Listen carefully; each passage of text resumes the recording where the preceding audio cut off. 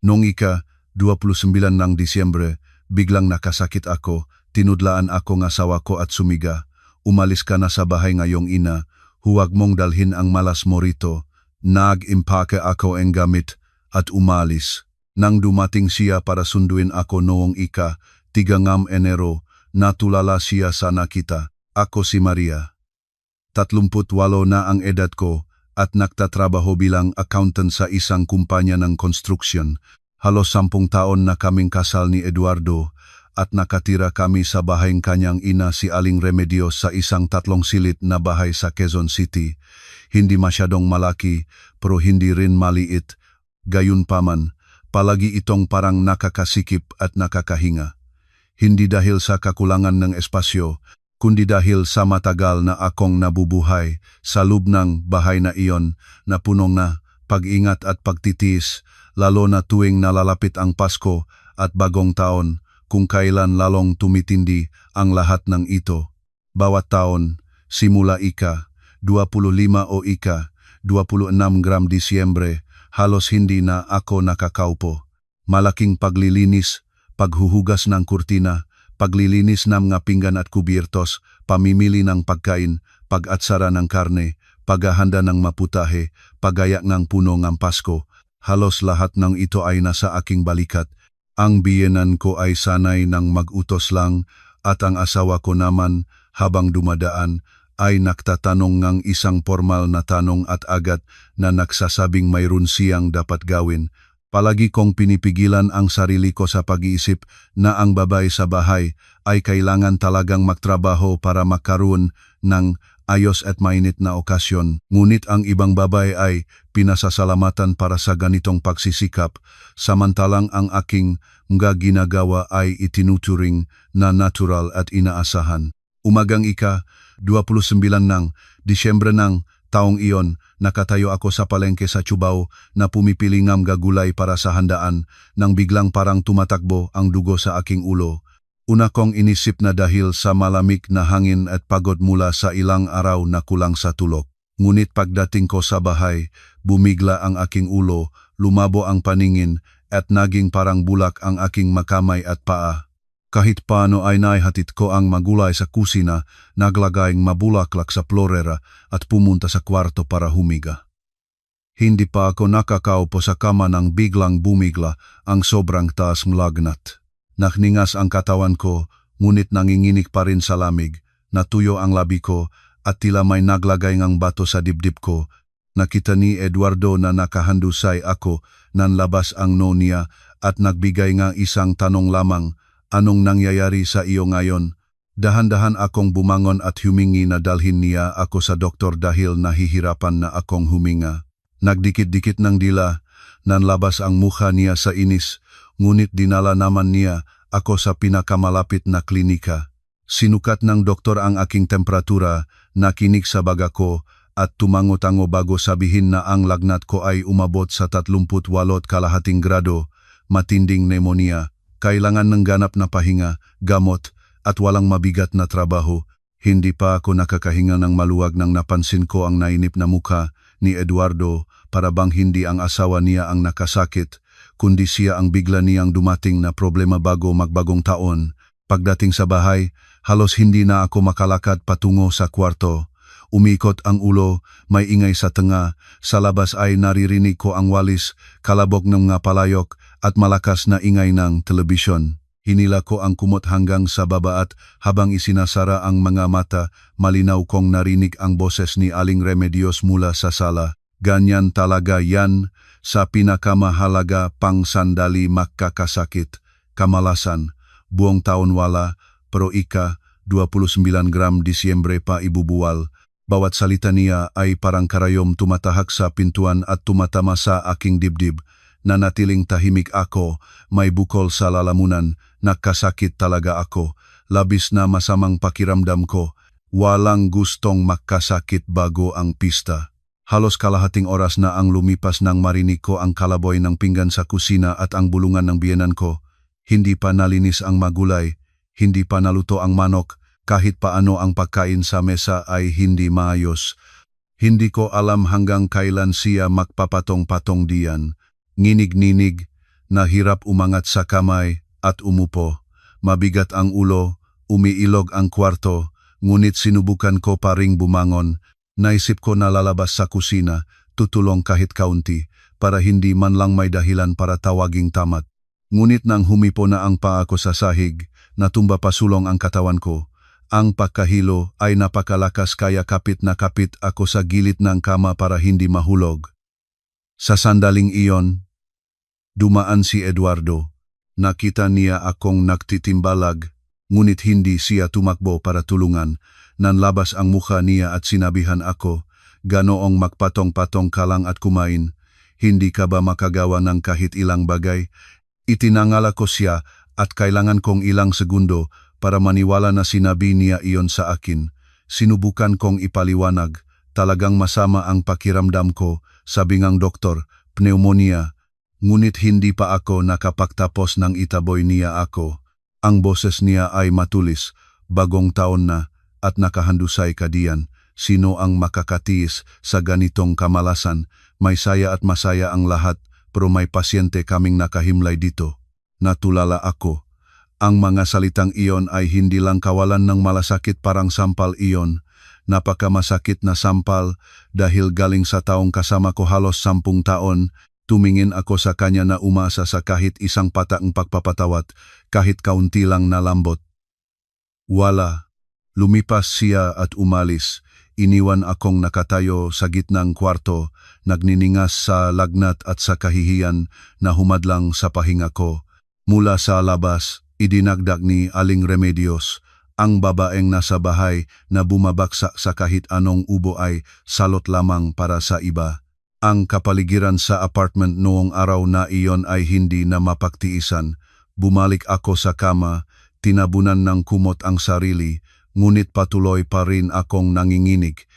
Ngunit ang ginaw ay hindi lang galing sa sakit, galing din sa malamig na kawalan ng pagmamalasakit na malinaw na lumitaw sa harapan ko. At sa sandaling iyon, naalala ko kung paano sa nakalipas na ilang buwan ay madalas itago ni Eduardo ang kanyang telepono o bumabalik ng huli. Minsan ay matagal siyang nagme-message sa iba at kapag lumitaw ako, biglang pipintuhin ang screen. Bawat beses na tinanong ko siya, maiksi ang sagot niya, "Trabaho iyon, anong alam mo?" Noon ay sinisisi ko ang aking sarili sa pagiging mapanghinalaan. Sinusubukan kong maniwala na stress lang ang asawa ko, na may sariling problema ang lalaki. Ngunit habang nakahiga nung 29 Disyembre, nakikinig sa mapait na salitang biyenan at nakikita ang kalamigan ng asawa, bigla akong nakaramdam ng kakaibang pakiramdam. Pakiramdam na may hindi tama sa bahay na ito, na ang aking karamdaman ay simula pa lang at may mas malaking bagay ang nahihintay sa akin. Naisip ko na ibubuhos lang nila ang galit sa ilang masakit na salita. Naisip ko na kung tahimik lang akong mahihiga, iinom ng gamot, at gagaling, lahat ay magiging maayos tulad ng dati. Ngunit kahit ngayon, habang naalala ko ang gabing iyon ng 29 ng Disyembre, gumagapang pa rin ang lamig sa likod ko dahil sa araw na iyon ay napagtanto ko na ang lahat ng pagapaw na tiniis ko halos 10 taon ay manipis na harang ng alikabok na sumasaklaw sa matagal ng ugat ng kalupit-lupitan. Marami ang magtatanong kung bakit ko pinatiis ng ganon katagal. Sa totoo lang, nung unang kasal kami, hindi ako mahina, may magandang trabaho ako. Itinuro ngang aking mga magulang na pahalagahan ang aking dignidad. Ngunit pagkatapos ng kasal, ipinuo ko sa aking sarili na kailangan mong matutong umukol sa pag-asawa at bilang manugang, kailangan pang maging mas malambot. Si Aling Remedios ay hindi talaga nagustuhan ako mula pa sa simula. Naniniwala siyang hindi sapat ang kayamanan ng aking pamilya at hindi ako kasing talino ng nga manugan na pinagpipilian niya para sa anak niya. Ngunit naksikap ako. Inaalagaan ko ang bawat kainan, bawat gamot, bawat okasyon. Umaasa ako na ang katapatan ay makikilala sa kalaunan, ngunit nagkamali ako. May mga taong habang lalo kang sumusuko, lalo ka nilang pinipiga. Noong gabing iyon, Nakatulog ako dahil sa gamot na panginit ng katawan. Malabo ang isipan, nagningas ang katawan. Sa sala ay patuloy na malakas ang telebisyon. Paminsan-minsang maingay ngupuan, yabang paa, at hindi maintindihang bulungan ni Aling Remedios. Nasa kalahating pakakatulog ako nang biglang bumukas ng malakas ang pintuan ng kwarto at bumangga sa dingding na nagpagising sa akin. Sa pintuan ay nakatayo si Aling Remedios, nakakamay sa baywang. Ang mukha niya ay mabigat tulad ng bakal walang kahit isang bakas ng awa sa may sakit. Tinitigan niya ako ng buo at nagsalita ng maiksi, bawat salita na parang nagtatampal sa mukha ko. Kung gusto mong mahandusay diyan, umalis ka na sa bahay nga iyong ina, huwag mong dalhin ang malas mo rito. Natulala ako, nag-isip na mali ang narinig ko. Sa lagnat, naisip ko na talagang galit lang siya at nagsasalita ng pabigla, ngunit hindi naman siya magagawa iyon sa may sakit na manugang. Sinubukan kong umupo. Punong kalawang ang boses ko. Nay, talagang may sakit ako. Sabing doktor kailangan kong mahiga. Ngunit bago pa matapos ang salita ko, pinutol niya ako. Ang boses niya ay nagsaing, may sakit daw, buong taon wala. Ngayong 29 Disyembre, bumaksak. Naglilinis kami, nagluluto, maghahanda para sa bagong taon, at nakahandusay ka diyan, kamalasan lang ang dala mo sa bahay. Tumingin ako sa kanya, may bukol sa lalamunan. Halos 10 taon na akong nakatira sa bahay na ito, wala akong araw na walang ginawa. Hindi kailanman pinabayaan ang aking mga tungkulin sa selebrasyon. Nung may nakasakit sa pamilya, ako lang ang nag-aalaga sa lahat. Sa nakalipas na mga taon, kahit may lagnat, bumangon pa rin ako para magluto hanggang hating gabi. At ngayon, nang isang beses lamang na talagang hindi ako makabangon, tinitignan na akong parang masamang pangitain. Sa sandaling iyon ay pumasok si Eduardo. Hindi ko alam kung gaano siya katagal sa labas ng pintuan, ngunit ang mukha niya ay malamig na parang yelo at walang kahit isang bakas ng awa sa paningin. Naisip ko na kapag narinig niya ang sinasabi ng kanyang ina, kakampihan niya ang kanyang asawa kahit isang salita lang, ngunit hindi. Humakbang siya pasulong, itinudlaan ako, at ang boses niya ay malamig na nagsabi, "Umalis ka na, huwag mong dalhin ang malas para sa buong taon." Ang mga salitang iyon ay parang kutsilyo sa puso. Tumingin ako sa aking asawa, sa taong nangako na mag-aalaga sa akin, na hawak ang aking kamay sa harapan ng aming mapamilya at nagsabing hindi niya ako pababayaan. Ngunit sa sandaling iyon, walang kahit isang alinlangan, kahihiyan o pagsisisi sa mukha niya at lalong wala kahit anong pag-ibig, galit lang. Para bang ako ay sagabal na kailangan agad na alisin. "Anong sinabi mo?" "Nakakasakit nga ako," bulong ko, kumakapit pa sa huling pag-asa. Hindi sumagot si Eduardo, tumango siya patungo sa pintuan. "Hindi mo ba naintindihan? Umuwi ka na sa sarili mong bahay at doon mahiga. Naghahanda kami para sa bagong taon dito, walang mag-alaga sa iyo. Nakakainit ka sa lahat." Idinagdag ni Aling Remedios na nakatayo sa tabi niya na may mapanuring ngiti. Ang bahay na ito ay hindi para sa mga taong kumakain ng walang ginagawa bago ang pista. Mukhang malusok, pero sa kahit anong bahay ay bumabaksak akat. Pumunta ka sa mga magulang mo at doon ka manimdim. Sa sandaling iyon, kung sinabi ko na hindi masakit, kasinungalingan iyon, ngunit ang sakit ay hindi nagaling sa laknat. Iyon ay pakiramdam na parang pinalabasan kang balat, tinaboy sa labas ng pintuan, itinuring bilang walang kwentang bagay. Bigla kong natanto na hindi lang sila nagagalit, layunin nila akong itaboy. Layunin talaga, nung 29 Disyembre, nang ako ay mahina at pinaka nasasaktan. Ilang segundo akong nanatiling nakaupo, nakapikit ang mga mata at ang mga luha ay dumadaloy ng kusa, ngunit hindi ako umiyak ng malakas. Alam ko na ang pag-iyak, pamanhikan, o pagpapaliwanag ay walang silbi. Sa harapan ko ay 2 taong malamig na tumingin sa akin bilang pabigat. Dahan-dahan kong itinapon ang kumot at ibinaba ang mapaa sa sahig. Umikot pa rin ang ulo, nakningas pa rin ang katawan, ngunit pinaktibay ko ang aking sariling bumangon. Bawat hakbang patungo sa aparador ay parang may kabigang nakakabit sa paa. Binuksan ko ang aparador, sinalubong ang ilang damit at inihagis sa maleta. Nanginginig ang mga kamay kaya hindi ko maayos na may pagkasya ang mga ito. Nahulog ang isang shirt sa sahig at wala na akong lakas para yumuko at pulutin.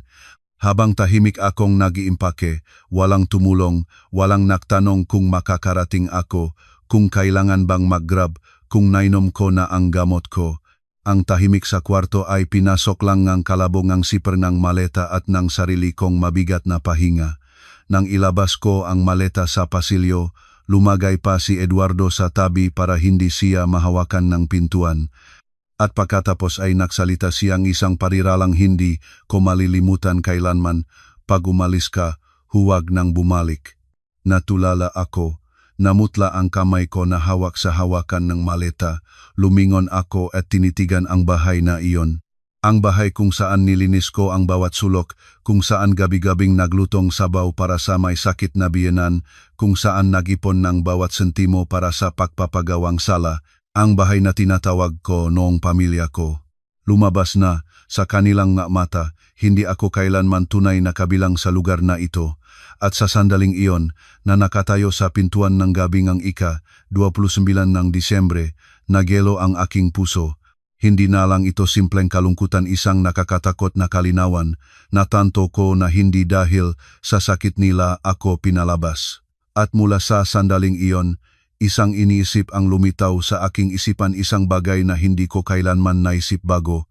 Hindi umiyak, hindi kumapit, ngunit alamin kung bakit sila nagmamadaling mapakawalan ako. Hinila ko ang maleta palabas ng pintuan. Nangalay ang mga tuhod. Ang hangin gabing bago ang bagong taon ay tumama sa mukha ko ng malamig na buksok. Ngunit ang katawan ko ay nagningas pa rin sa hindi pabagsak na lagnat. Sumiksik ako sa dingding. Nakihintay ngang hininga bago mag-grab. Nang dumating ang kotse, kailangan ko pang humawak sa pintuan para makaupo sa loop. Tumingin ang driver sa salamin at tila napansin ang aking maputlang mukha at tuyong labi. Tahimik na nagtanong, "Ma'am, sa ospital ba kayo?" Umiling ako, puno ng kalawang ang boses ko. Sa nanay ko. Tumalikod ang kotse. Sa labas ay nagdadaan ang makalye na punong nga tao sa rush ng prebagong taon. Kumikinang ang matindahan, nagmamadali ang lahat na may daladalang bags. Ang mga muka ay sabay pagod at excited. At ako ay nakaupo sa likurang upuan, nakabaluktot, yakap ang bag ko. Ang ulo ay umikot, paminsan-minsang nagningas, paminsan-minsang nanginginig. Hindi ko naalala kung ilang intersection ang nadaanan namin, ngunit malinaw ang naramdam ko, kahihiyang humadlang sa pahinga. Ika-29 ng Disyembre, lahat ay nagmamadali pauwi para sa hapunan ng pamilya, habang ang aking sariling asawa ay itinaboy ako tulad ng hindi nais na bagay. Nang huminto ang grab sa harap ng bahay ng nanay ko, halos wala na akong lakas para bumaba.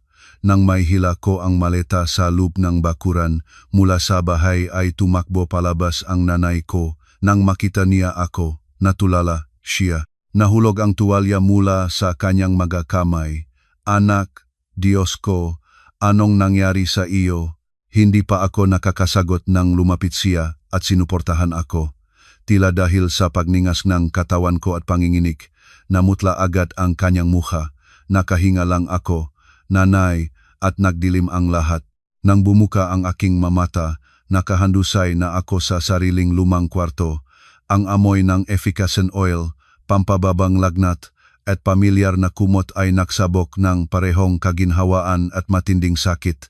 Sa labas ng pintuan ay nakikipag-usap ang nanay ko sa doktor mula sa kapitbahay. Narinig ko ang siksik na boses niya. Paanong magagawa iyon sa sariling anak? Nagniningas siya at pinalayas pa nila. Diyos ko, bawat salita ay tulad ng bato na bumaksak sa puso ko. Gustong umupo at sabihin sa nanay na huwag na mag-alala, ngunit mabigat ang takip mata.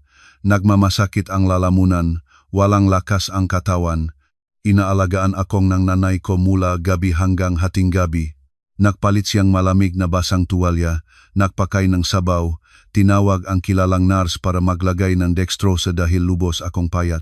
Sa delirium ay paminsan-minsang nagising ako, paminsan-minsang natitimbog sa pagtulog, nakikita ang anyo ng nanay sa tabing ng kama o naririnig ang kanyang mahinang buntong hininga. Isang beses sa panaginip ay narinig ko siyang hinihimas ang aking buhok at sinasabi sa sarili, ang aking anak na ganito kahusay at katapat. Paano pa napunta sa ganong pamilya na walang puso? Nakikinig ako at nangangati ang ilong ko, ngunit wala na akong lakas para umiyak. Kinabukasan umaga, bahagya nang bumaba ang lagnat. Masakit pa rin ang ulo, punong pabigat ang dibdib, ngunit lumilinaw na ang isip. Nakahiga ako, nakatitingin sa kisame, at nagugulo ang iniisip. Kung nangyari ito sa nakalipas na mga taon, siguro ay sinubukan kong magpahit ng ginhawa sa sarili na dahil lang sa rush ng bagong taon ang lahat. Lahat ay nagtatampo, kaya't nagsambit ng higit pa sa dapat. Ngunit hindi, ang nangyari kahapon ay sobrang lupit, sobrang katapusan. Ang paraan ng pagtuturo ni Eduardo sa pintuan ng pagtangkilik ng biyenan sa kanya parang may naihandang script. Habang lalo ko itong iniisip, lalo itong hindi mukhang biglaang pagputok ng galit. Nagsimula akong alalahanin ang mga kamakailang pangyayari, ang mga gabing nagme-message si Eduardo hanggang hating gabi sa sala, at kapag lumitaw ako ay binabaliktad ang telepono. Ang matawag na sinagot niya sa kalagitnaan ng gabi, lumalabas sa balkonahe at bumubulong, pagkatapos ay bumabalik na nanlalagas ang mukha. Sa aking mga tanong ay may sing nagtatampo lang siya, trabaho iyon, huwag kang makialam. Noon ay sinisisi ko ang aking sarili sa pagiging mapanghinalaan, ngunit ngayon, nakahiga dito, ang lahat ng detalye ay nagtitipon sa isang malinaw na larawan. Bigla kong naalala ang aking lumang telepono. Pinalitan ko ito ilang buwan na ang nakalipas at iniwan ko sa drawer ng writing desk sa kwartong ito. Noon, para sa kaginhawaan, ginamit namin ni Eduardo ang isang cloud account para sa texting ng mga larawan at ilang datos. Nang palitan ko ang telepono, tamad akong mag-log out. Hindi nag-isip na kailanganin ko pa ito. Ang iniisip na iyon ay nagpabilis ng tibok ng aking puso. Dahan-dahan akong umupo, umangat sa drawer at kinuha ang lumang telepono. Nanginginig pa rin ang makamay dahil sa panghihina. Ayon ko ito, hinintay na mag-load. Mabagal ang internet at bawat lumilitaw na icon ay nagpapahinto ng hininga ko. Pumasok ako sa mga sing na mensahe, nag-scroll sa mga kamakailang usapan. Sa una ay mga notification sa trabaho at advertisement lang, ngunit biglang nakita ko ang isang hindi pamilyar na panggalan. Marina. Sa dalawang salita pa lang ay parang nangusot na ang lahat sa loob ko. Pinindot ko ang chat. At sa sandaling nakita ko ang unang linya, parang nagyelo ang dugo ko. Pag umalis na siya sa bahay para sa holiday, magsisimula na ang ating plano. Ang mensaheng ito ay galing sa walang iba kundi kay Eduardo. Natulala ako, nakatitig sa screen, maikling pangungusap, ngunit parang kutsilyo na pumunit sa lahat ng kung saan ako nakakapit pa. Siya sino? Kung hindi ako umalis sa bahay para sa holiday, kung hindi iyon ang nangyari kagabi nang palabasin nila ako, kaya ang pag-alis ko sa bahay habang may sakit ay hindi aksidente, hindi dahil sa malas, hindi dahil sa galit kundi pinlano, at may isang naghihintay para mawala ako sa bahay na iyon. Nag-scroll ako pataas sa usapan at habang lalo ko itong binabasa, lalo akong gumalamig, tahimik ang kwarto. Mula sa bakuran ay naririnig ko ang boses ng nanay na nagluluto ng almusal, habang sa aking kaibuturan ay nagngangalit ang isang bagyo. Sinapit ko ng may lakas ang telepono, sa isipan ay dahan-dahan lumilitaw ang isang nakakatakot na paghihinala. Kung layunin nila akong palayasin tiyak sa panahong ito, ano ang balak nilang gawin habang ako ay wala sa bahay na iyon? Matagal akong nanatiling walang galaw, nakatitig pa rin sa screen ng lumang telepono. Ang nararamdaman ko ay hindi na lang sakit, isang malamig na ginaw mula sa batok hanggang sa huwaran. Kung kanina ay hinihinalaan ko lang na sinadya ang aking pag-alis, ngayon ay napagtanto ko na ang lahat ay higit na madilim kaysa naisip ko. Malalim akong huminga para pigilin ang pangingining ngang kamay at nagpatuloy sa pagbabasa ngang malumang mensahe. Habang lalo ko itong binabasa, lalo sumasakit ang aking puso. Ang usapan nina Eduardo at Marina ay nagsimula ilang linggo o ilang buwan na ang nakalipas. Tumagal na ito ng mahigit 1 taon. Sa simula ay walang masamang tanong, reklamo sa trabaho, matamis na salita na pag-ali, na unti-unting naging pagtatapat na pagkawala, lihim na paggikita, at mga usapan na nakpalalim na buvelo ng lupa sa ilalim ko. Ang lalaking laging nainis sa asawa sa bahay at nagtatangkilik sa telepono pagkatapos ngan hapunan ay parang ganap na matiyaga at malambot sa ibang babae. Malinaw kong naalala kung sino si Marina. Ilang panahon siyang nagtrabaho kasama ni Eduardo pagkatapos ay nagresign. Ilang taon ang pagkakaedad sa akin, magaling magsalita, laging mukhang bihasa at malambot, ngunit sa kanyang mga mata ay laging may matudlang, hindi magandang kislap. 2 o 3 beses ko siyang nakilala sa mga kumpanya-kumpanya, minsan ay inimbitahan ko pa siya sa bahay para kumain, iniisip na katrabaho lang siya nga asawa ko.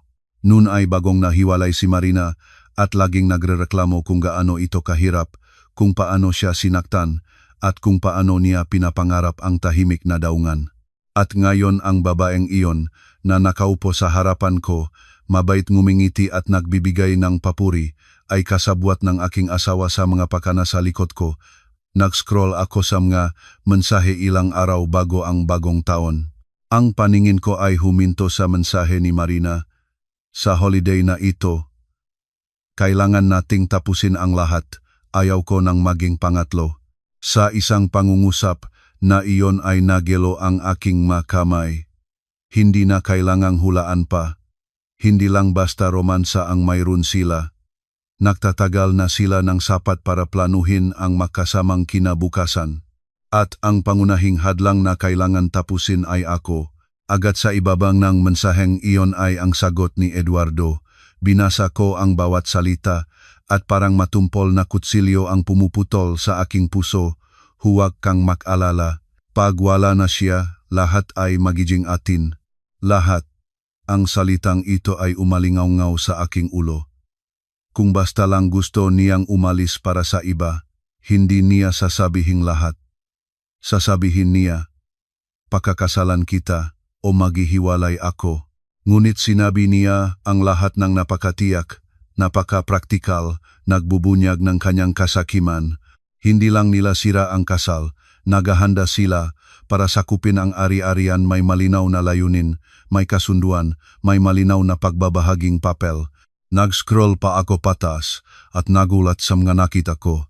Sa dulo nga mensahe ay isang bagay na napaka-konkretong nagpaliwanag ng lahat, mga tala tungkol sa ari-arian, mga tanong tungkol sa dokumentasyon, mga plano na hindi ko inasahan. Naalala ko na halos 1 buwan na ang nakalipas ay ilang beses na walang dahilang tinanong ni Eduardo ang tungkol sa magatitulo ng bahay. Minsan ay nagpapakita na interesado siya. Hoy, nasaan na yung madokumento ng bahay natin? Baka kailanganin inotaryo o kung ano. Minsan ay nagpapahiwatig. Medyo hindi maganda na nasa iyo lang nakarehistro ang bahay. Dapat makasama tayo. Mas madali iyon. Isang beses ay umupo siya sa tabi ko at sa hindi pangkaraniwang malambot na tono ay nagsabi, nag-isip ako kumuhang loan para sa negosyo. Baka ilaga muna natin ang bahay pansamantala. Nun ay agad akong tumanggi dahil ang bahay na iyon ay regalo ng aking mga magulang bago pa ang kasal. Ayaw ko itong gamitin ng ganun. Nagalit siya nun, nagsabing hindi ako nagtitiwala sa asawa. Naisip ko nun na bruised pride lang ng lalaki. Lumabas, lahat nagatanong na iyon ay hindi basta-basta. Sa iniisip na ito ay namanhid ang aking ulo. Ang bahay ay nasa pangalan ko. Personal ito na ari-arian, ang pinahandaan ng aking mamagulang sa buong buhay nila para may matibay na pundasyon ang anak. Kung sadya nilang pinalabas ako ng may sakit, sa holiday pa, ng lahat ng kapitbahay ay abala sa sarili at wala pang bukas na mga opisyal na tanggapan, tiyak, may balak silang gumawa ng isang bagay sa mga titulungang bahay. Linlangin akong pumirma ng isang bagay, pakain ang mga dokumento, magdalangam nga mamimili, taksasyon, mangunang deposito. Ang mga kahihinatnan ay maaring higit na malala kaysa sa simpleng pagtataksil ng asawa. Agad kong kinuha ang telepono at tumawag sa bahay.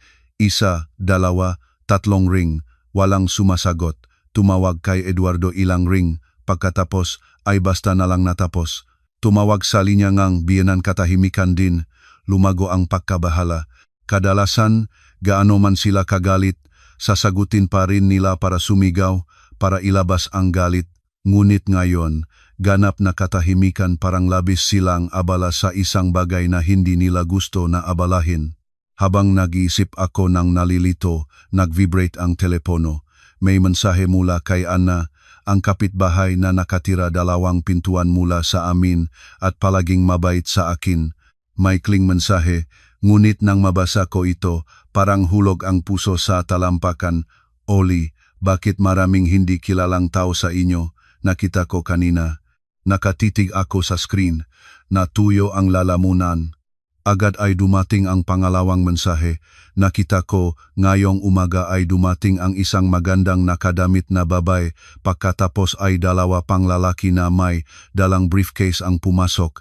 Ang biyenan mo ay palaging sumusulyap sa labas. May nangyayari ba?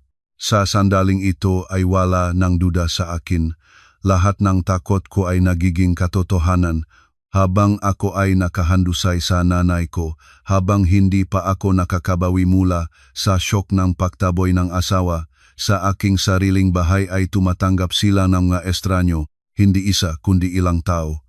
Isang hindi kilalang magandang nakadamit na babae, 2 lalaki na may briefcase. Inihalo ko ito sa mga nabasa ko sa mensahe at natanto ko na hindi ito maring simpleng pagbisita. Sinapit ko ang telepono, sabay naramdaman ang galit at malamig na takot. Lumalabas na ang tunay na layunin ng aking pagpapalabas, hindi para makipagkita ng malaya, hindi para mapahiya ako sa holiday. Ginamit nila ang aking kawalan para isakatuparan ang higit na malaking plano. Isang planong binuo ng maaga, kasama ang matao mula sa labas na may malinaw na layunin. At ang layuning iyon, malamang, ay ang aking bahay. Itinangala ko ang paningin sa labas ng bintana. Maliwanag ang umaga ng Pasko ng prebagong taon, sumisinag ang araw. Sa labas ay patuloy na nagmamadali ang madao kasama ang pamimili.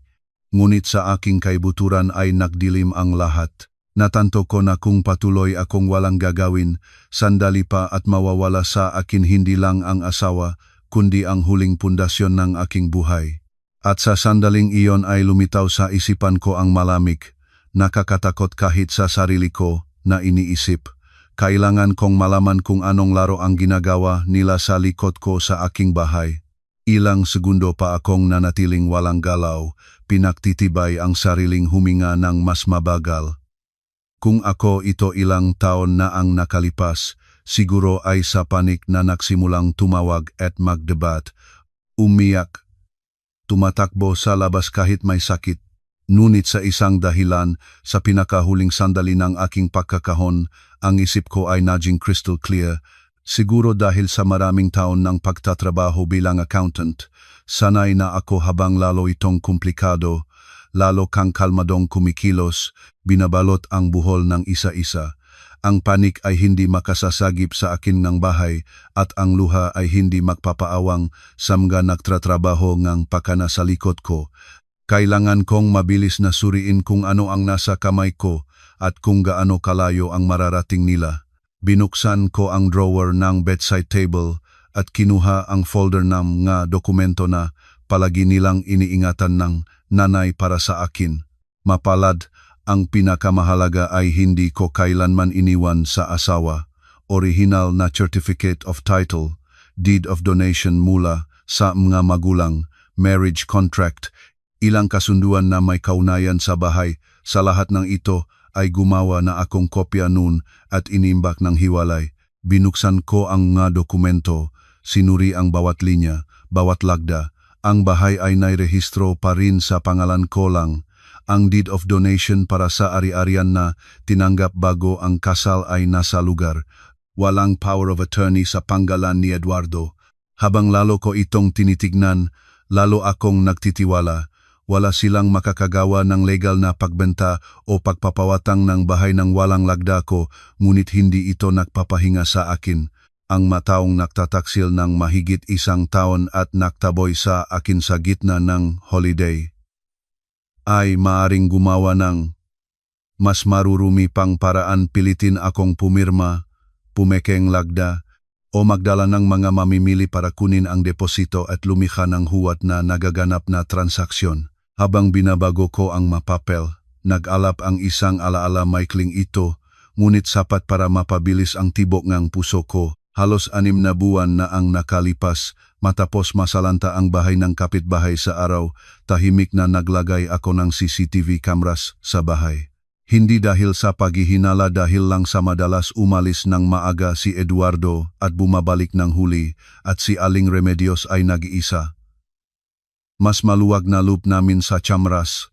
Naglagay akong isa sa sala, isa sa harapan ng pintuan, at isa sa kusina, at nag-download ng remote viewing app sa telepono. Alam ni Eduardo na may kameras, ngunit hindi siya interesado sa access. Sa dakong huli, dahil sa abalang trabaho, bihira na akong pumasok sa app at halos nakalimutan ko na ito. Sa iniisip na ito ay agad ko kinuha ang aking telepono at binuksan ang matagal nang hindi nagagamit na app. Nakasave ang password, naglo-load ang screen, at tinitigil ko ang paghinga sa paghihintay. Nagpapawis ang mapalat kahit malamig ang kwarto, at nagpakita ang maimahe. Una ay ang kamera sa pintuan, pagkatapos sa sala, dumikit ang paningin ko sa screen, parang nagyelo ang buong katawan. Sa gitna ng aking sala, sa sopa, ay nakaupo si Eduardo at sa tabi niya ay walang ibang kundi si Marina. Hindi na siya mukhang mahinhin at formal tulad nung makapagkikita namin. Nakaupo siya na nakatawid ang isang binti, may hawak na baso at may ganap na pakiramdam na parang sa kanya ang bahay. Ang biyenan ko ay nakmamadali sa paligid. Paminsan-minsang sumusulyap sa labas ng bintana na parang abala sa paghihintay ng isang bagay. Makalipas ang ilang segundo, may tumunok sa pintuan. Pumasok ang isang middle-aged na lalaki sa polo shirt na may briefcase. Kasunod niya ay isa pa, mas bata, na ayos ang buhok, may dala-dalang folder. Hindi na kailangan ng pagpapakilala para malaman ko ang isa sa kanila ay may kaunayan sa real estate. Ang lakad, ang paraan ng pagbubukas ng briefcase, ng paglalagay ng papel sa mesa, naunawaan ko lahat. Humihinga ng patago, pinapalakas ang volume. Ang tunog mula sa kamera ay hindi masyadong malinaw, ngunit naririnig ko ang masalif na parirala. Ang mas matandang lalaki ay nagbukas ng folder, itinuro ang isang bagay, at dahan-dahang nagsimulang magsalita. Tumango si Eduardo, sumangayon. Ang biyenan ko ay nerbyosong nagtanong kung maaring gawing mas mabilis ang lahat dahil delikado ang pagtagal. Sumagot iyon ng isang bagay. Pagkatapos ay malinaw na narinig ko ang pariralang binikas ni Eduardo sa mababang boses, ngunit may halatang pagkamabilis. Ihanda ninyo. Kailangan lahat na mapirmahan bago ika-3. Bago ika-3. Sa mga salitang iyon ay bumungad ang panlalamig sa katawan ko. Kaya talagang sinusubukan nila na gumawa ng isang bagay sa panahon, holiday, isang bagay na may kaunayan sa mga dokumento, isang bagay na masisira kung bumalik ako sa ika-3 o ika-4. Matibay na sinakop ang telepono, hindi inilayo ang paningin sa screen. Ngumiti si Marina sa sandaling iyon at sumiksik sa likod ng sopa. Ang boses niya ay malamig, hindi na niya malalagyan ng lakas na bumalik. Sigurado. Narinig ko ito at naramdaman ko ang apoy na naglalap sa dibdib. Ang salita niya ay hindi lang hula lantarang, lubos na mapanuring paghamak sa akin. Agad pagkatapos, ngumiti si Eduardo. Ganong pangiti ay wala akong nakita sa halos 10 taon ng pagsasama. Nagsabi siya ng walang kahit isang pag-aalangan, mahina siya. Pinalabas, umalis na. Natulala ako. Mahina. Ang mga salitang iyon galing sa taong para sa kanya ay gabi-gabing hindi ako natulog noong nakasakit siya, para sa kanya ay naglibot sa buong lungsod noong problema sa trabaho, para sa kanya ay halos 10 taon ang pinagtiisan para mapanatili ang kapayapaan sa pamilya. Lumalabas na sa kanyang mamata ay mahinalang akong babae, isa na maaring itaboy, maaring pilitin, na gaano man kasasakit ay malalunok lang ng luha. Sa unang pagkataon sa buhay ko ay naramdaman ko hindi lang ang pagtataksil, kundi ang insulto sa pinakamalalim na bahaging aking pagkatao. Kung may nakakita sa akin sa sandaling iyon, maaring iniisip nilang umiyak ako. Ngunit wala, nakningas ang mamata ko, nangangati ang ilong, ngunit walang luha. May nabali sa loob ko, at sa parehong oras ay may nagising. Tinitigan ko ang tatlo sa screen ang tunay na mukhang aking asawa, ng babaeng iyon, ng biyenan ko at dahan-dahan ay sinapit ko ang pangalawang kamay sa tibok, kaya namutla ang makuko. Sa unang pagkakataon sa halos 10 taon ay hindi ko inisip ang pagtitiis, hindi inisip ang pananatili o pagpapaliwanag. Pinalabas nila ako sa pinakamasakit na sandali. Nagbalak sila sa aking bahay. Naniniwala silang mahina ako at susuray-suray. Mabuti. Kung iyon ang pagtingin nila sa akin, hindi ko sila papayagang maabot ang gusto nila. Inilagay ko ang telepono sa kama at sa aking mga labi ay lumitaw ang malamig na ngiti bago pa man sa aking sarili. Ang boses ko ay punong kalawang mula sa karamdaman, ngunit ang bawat salita ay lumabas ng nakapagtataka sa kadalisayan. Kung gusto ninyong maglaro, lalaruin ko kayo hanggang dulo. Mabilis ang ngiting iyon, ngunit sapat para maunawaan ko. Mula sa sandaling ito, hindi na ako ang babaeng umiyak sa unan sa sulok ng kwarto. Inaayos ko ang kumot, umupo, sumiksik sa headboard ng kama. Mahina pa rin ang katawan, masakit pa rin ang ulo, ngunit pambihirang linaw nga mata. Halos buong gabing iyon ay hindi ko mailayo ang telepono sa kamay. Ikinabit ko ito sa power bank, sinimulang i-record ang screen, at binabantayan ang bahay sa pamamagitan ng tsamras ng bawat minuto itinataboy, tulad ng walang tirahan. Ngayon ay tinitingnan ko ang aking sariling bahay ng ganap na magkaibang pananaw. Bawat anino, bawat mahinang usapan sa sala, bawat beses na sumusulyap ang biyenan sa labas ng bintana, lahat ay inirecord ko. Ilang beses na pumasok ang nanay ko, nakita ako na hindi lumilayo sa telepono at nababahalang nagsabi, "Magpahinga ka ng kaunti." Sabi ng doktor, huwag mag-stress. Tumango-tango lang ako para mapanatag siya. Ngunit alam ko kung ngayon ay ilalagay ko ang telepono, bukas ay maaring huli na. Sinasabi nila na ang isang babaeng nahirapan ay nagbabagsak o nagiging bakal. Sa gabing iyon ng bagong taon, naging pangalawa ako. Mga alas 9 ang gabi, ipinakita ang kamera sa sala ang isang eksena na namanhid ang aking manga daliri. Bumababa ang hagdan si Marina ngunit hindi ang imahe niya ang nagulat sa akin, kundi ang damit niya. Suot niya ang aking cream na pijama na may maliliit na asul na bulaklak, malambot na tela na nagustuhan ko. Sarili ko itong binili sa sale ng simula ng taglamig. Naalala ko nung sinabi ni Eduardo na bagay sa akin ang kulay. At ngayon ay naglibot ang babaeng iyon sa aking sala sa damit na iyon, parang siya ang ganap na may-ari ng bahay. Umupo si Marina sa sopa, natural na nagtawid ng binti, at menjiting lumingon kay Eduardo. Makalipas ang sandali ay pumasok si Eduardo na may platong prutas, kakakaing hiwangang biyenan niya, at umupo sa tabi niya.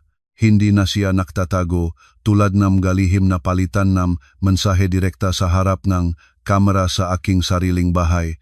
Niyakap niya si Marina sa balikat, hinila siya sa tabi niya, at nagsalita ng may tawa sa isang pariralang tila tumigil ang aking puso. "Bahay mo na ito. Huwag kang matakot." Natulala ako. May mga salitang nakakasakit ng higit kaysa sa sigaw. "Bahay mo na ito." Sa isang pariralang iyon ay naputol ang lahat ng natitirang ilusyon ko. Hindi na ito paghihinala, hindi na lihim na pakikipag-ugnayan. Lantarang itinuturing na nila akong nabura sa buhay, at ang bahay ko ay isang bagay na malapit nang mapunta sa iba. Tinakpan ko ang bibig ng kamay hindi para pigilan ang luha, kundi para pigilin ang sumasabog sa lalamunan. Masakit, ngunit kakaiba lalo pang nalilinawan ang isip. Habang lalo kong nakikita ang tunay na mukha nila, lalo kumukupas ang kahinaan ko sa loob. Maalas 10 ng gabi, muling tumuno ang pintuan. Ipinakita ng kamera sa pintuan ang dalawang lalaki muli. Isa na may briefcase, isa pa may folder ng mga papel. Mabilis na binuksan ng biyenan ko ang pintuan. Maingat na lumingon sa paligid bago pinapasukin sila. Pagkaupo nila, inilabas ng biyenan ko mula sa aparador ang isang tumpok ng mga dokumento maayos na nakalagay sa plastic folder. Dumikit ang paningin ko, lumago ang tibok ng puso, kahit maulap ang imahe. Nakilala ko ang pamilyar na pulang sulok ng mga notaryo na kopya. Inilagayng biyenan ang mga ito sa mesa at kahit mababa ang boses niya, nailinaw ngang mikropono ngang kamera ang mga salita. Kailangan gawin ng mabilis bago 3. Pag bumalik siya, masisira ang lahat. Agad kong pinalaki ang imahe. Kumikislap ang mga papel sa liwanag, ngunit sa itaas na pahina ay malabo pang nakikita ang pamagat at tatak. Ilang segundo akong tumingin at namamanhid ang balat ng ulo ko. Ito ay photocopy ng Certificate of Title ng bahay na nakarehistro sa panggalan ko.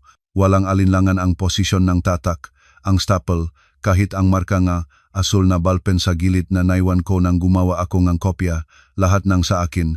Hindi lang nagsasalita sila, hinahakot nila ang aking mga dokumento, naghahanda ng makapel, nakikipag-usapan sa mga estranyo sa bagong taon gabi. Sinusubukan ko pa ring mapanatag nang madinig ko ang isa pang parirala na nagyelo ang dugo. Si Marina, nakasandal sa armrest, ay tumingin sa mga papel at tahimik na nagsabi ngunit may talim ngang gilit. Baka gumawa na lang tayo ng pekang special power of attorney. Pipirmahan natin, sino ang makakaalam. Bumungat sa akin ang panlalamig. Ang masalitang iyon ay hindi basta-basta lumabas pagnilayan, mabilis, tiyak, na parang ang pagpepekang lagdang iba ay karaniwan lang, ngunit higit pa, sa ayon ang nahulat, sa akin ang reaksyon ni Eduardo. Hindi siya sumigaw sa kanya, hindi natakot sa ilegal na hakbang, bahagya lang siyang umiling, ngumiti, at sumagot, hindi na kailangan. Pilitin na lang natin siyang pumirma pagbalik niya, wala na siyang matitira pagkatapos noon. Pilitin siyang pumirma, wala na siyang matitira pagkatapos. Isang segundo akong nagpikit, kaya ang plano nila ay hindi lang limitado sa pagsasamantala sa aking kawalan. Pinag-isipan na nila ang susunod na hakbang. Pagbalik ko, sa isang paraan ay pipilitin nila akong pumirma. Baka sa pamamagitan ng presyon ng mga kamag-anak, baka ng pagsisinungaling, baka ng banta o kahit ng paglikhangang isang pekeng usapin laban sa akin. Hindi lang nila nasira ang kasal, naghahanda sila para sa pag-agaw ng ari-arian ng may tiyak na layunin, may kasunduan, may malinaw na pagbabahagi ng papel. Hindi na ako maring magpatuloy na nakatayo lang. Agad akong nagsimulang i-save ang bawat fragment ng video, bawat tunog. Kinopya ko ang lahat sa memoryang telepono, ipinadala sa aking personal na email, para sa kaligtasan ay ipinasa sa isa pang lumang address, at pagkatapos ay ikinabit ang telepono sa laptop para gumawa ng isa pang backup. Mabilis ang kilos ko, halos instinctive, natatakot na baka mawala ang mga ebidensya. Sa mga hakbang na ito ay umiikot ang ulo ko sa pagod. Ngunit nangapit ako at tinatapos ang trabaho. Nang matagumpay na naipadala ang huling kopya, sumiksik ako sa unan at malalim na huminga.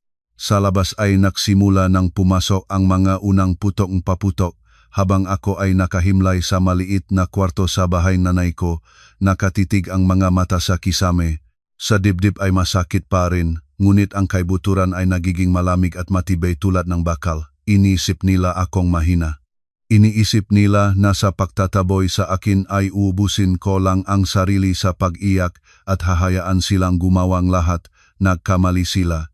At sa gabing bagong taon na iyon ay sinabi ko sa aking sarili, malinaw at walang pagdududa, iniisip ninyo akong mahina. Sa pagkakataong ito, palalampasin ko kayong magsisi.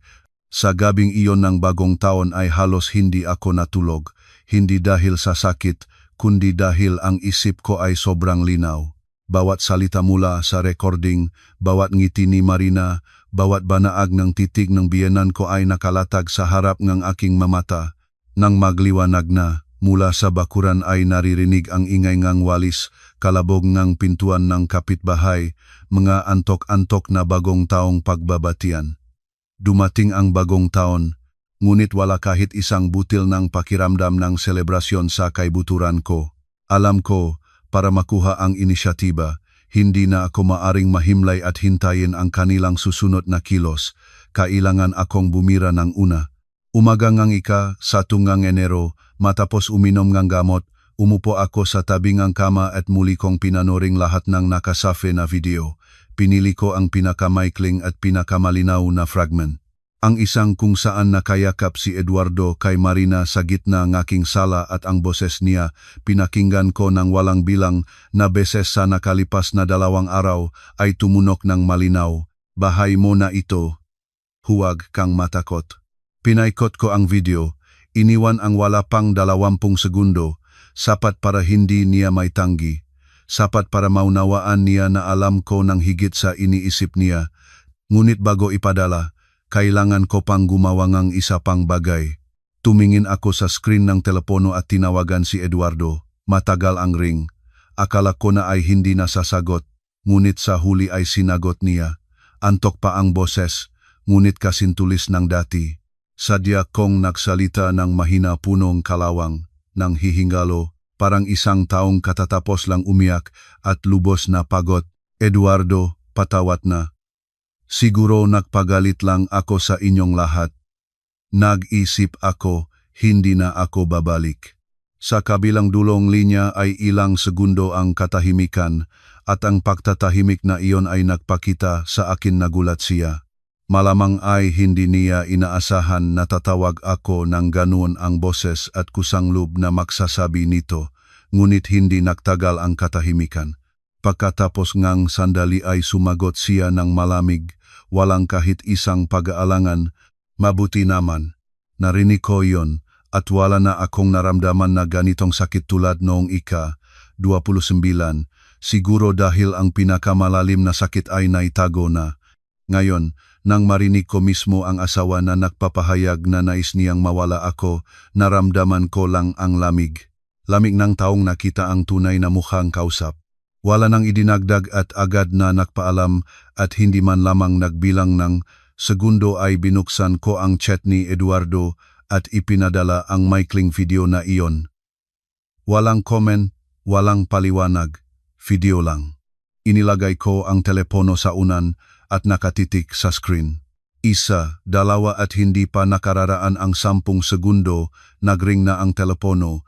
Ang pangalan ni Eduardo ay lumilaw sa screen. Binigyan ko siyang 2 ring pa bago sumagot.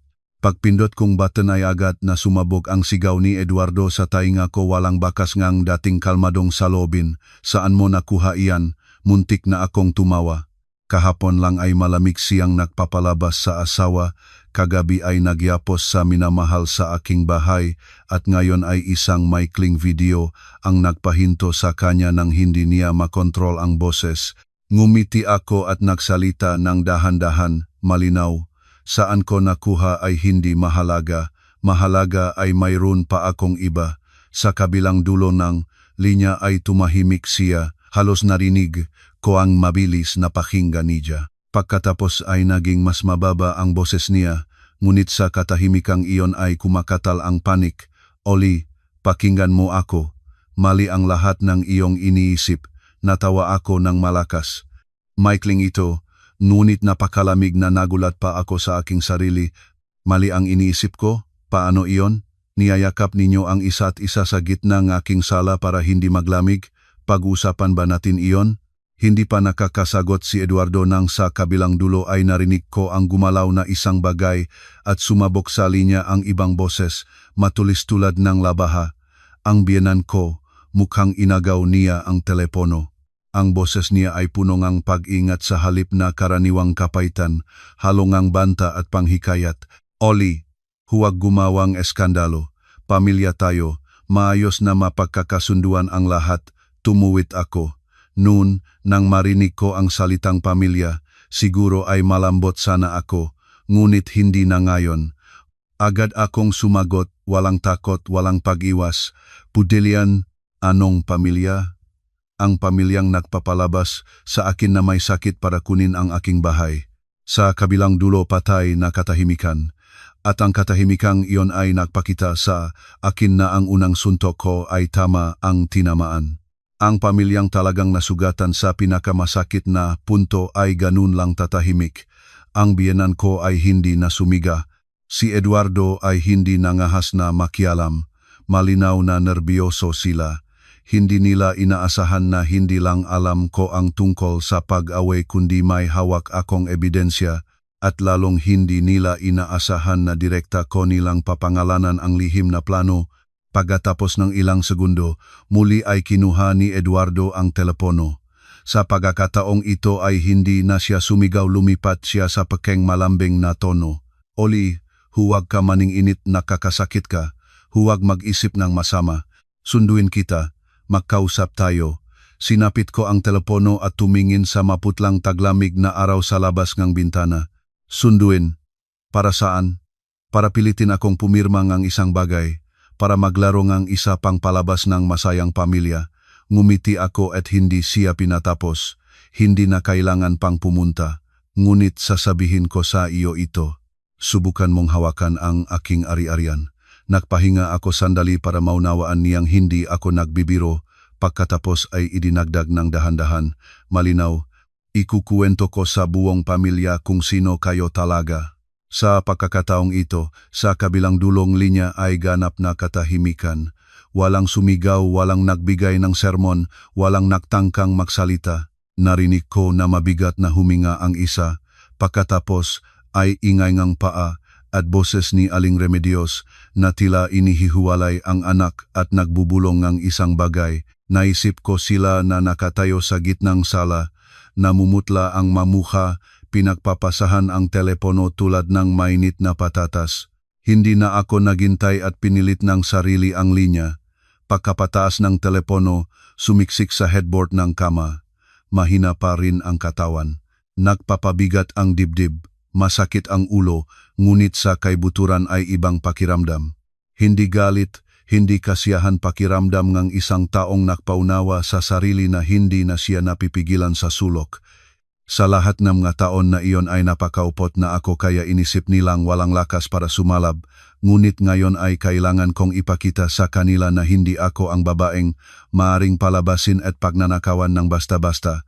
At sa umagang iyon ng sa tunang Enero ay malinaw kong natanto ang suntok na ito ay simula pa lang. At sa katunayan ng panik nila, naramdaman ko sa unang pagkakataon na ngayon ang makamay ay nanginginig na hindi sa akin. Naisip ko na matapos ang umaga ng tawag ng sa tunang Enero, matagilid man lang sila ng ilang araw para muling pag-aralan ang taktika nila kahit sino. Pagkatapos malaman na may ebidensya ang katapat ng pagtataksil at tangkang pandaraya sa ari-arian ay matatakot, susuray-suray. Ngunit nakalimutan ko ang isang bagay. Ang mataong kayang palabasin ang may sakit na asawa ng bahay noong 29 ng Disyembre ay wala ng takot na tulad ng marangal na tao. Hindi sila sumukuan. Sa kabaliktaran, lalo silang bumalik ng lupit, marumi, at desperado. Umagang 2 ng Enero, halos hindi pa ako nag-inom ng gamot at naupo sa bintana para huminga ng kaunti. Nag-vibrate ang telepono. Mensahe mula kay Eduardo. Maikling ito hanggang sa malamig na takot. Kung gusto mong mapayapa, pumunta ka rito at pumirma NG divorce papers. Alis na tayo. Nakatitig ako sa screen, walang isang salitang pahingi ng tawad, walang paliwanag, walang kahit isang bakas ng kahihiyan matapos ang lahat ng nabunyag ko. Ultimatum lang, na parang nagbibigay ng utos sa empleyado. Sa ibaba ay naka-attach na isang file na may larawan. Binuksan ko ito. Ito ay scan ng handang petition of nullity of marriage. Binasa ko ang linya-linya at ang sulok nga, aking mga labi ay dahan-dahang umakyat hindi sa kasiyahan, kundi dahil ang antas ng kasakiman at kapalmurang niya ay lakpas pa sa pinakamasama kong inaasahan. Sa petition, Ang dahilan ng paghihiwalay ay maayos na nakasulat. Nagpasya ang mag-asawa na ihiwalay ang buhay ng kusang loob. Ngunit ang pinakakawili-wili ay nasa ibaba. Ako, si Maria Santos, daw ay voluntaryong sumusuko sa lahat ng karapatan sa pinaksamang ari-arian at wala akong kahit anong reklamong isisampa tungkol sa tinitirahan, pera at material na bagay pagkatapos nega paghihiwalay. Tumawa ako ng malakas, tuyo, mapait, kaya gusto nila hindi lang ipaalis ako sa bahay. Gusto nilang sarili ko pang pipirmahan ang papel na magpapaligal ng kanilang ginagawa. Gusto nilang gawing voluntaryong mahirap ang biktima mula sa taksil na buhay para kapag may nagtanong ay maari nilang ipakita ang papel na iyon at lahat ay maayos na malinis sila, tama sila at walang may masisisi. Napakataksil, hindi pa natapos ang pagbabasa ko nang tumawag ang telepono, numero ng pinsan ng asawa ko si Ate Sol. Nagalinlangan ako ngunit sinagot pa rin. Halos agad kong narinig ang nagtatakang boses niya. Oli, totoo bang iniwan mo ang asawa mo at umalis kang may boyfriend? Natulala ako. Bawat salita niya ay tulad ng timbang ang putik na ibinuhos sa ulo ko. Nakaupo ako sa dulo ng kama. Ang kamay na may hawak na telepono ay nagelo. Isang araw lang. Isang araw ang lumipas mula nang malaman nila na mayroon akong ebidensya. At ito na ang sagot nila. Hindi pa hingi ng tawad, hindi pa kikipag-ayos, paninirang puri. Nagpasya silang unahin ang pagpaparumi ng aking reputasyon, tumama sa pampublikong opinyon dahil alam nila ng husto sa mundong ito ay may mga bagay na nakakasakit ng hindi naman pakawalan ng pera. Ito ay pakawalang karangalan kapag itinuturo kang tao, kapag nagbubulong ang makamag-anak sa likod mo na ikaw ay babaeng lumalabas-labas. Sinubukan kong magsalita ng matino. Ate Sol, sino ang nagsabi sa inyo?